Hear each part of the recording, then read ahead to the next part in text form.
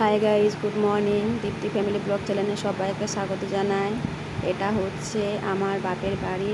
লক্ষ্মী ঠাকুর পুজোর সময় তুলেছিলাম। আপনাদের কেমন লাগলো? ভালো লাগলে অবশ্যই লাইক, শেয়ার, কমেন্ট করবেন। আপনাদের সঙ্গে এটা আমি শেয়ার করলাম, আর চ্যানেলটি সাবস্ক্রাইব করবেন।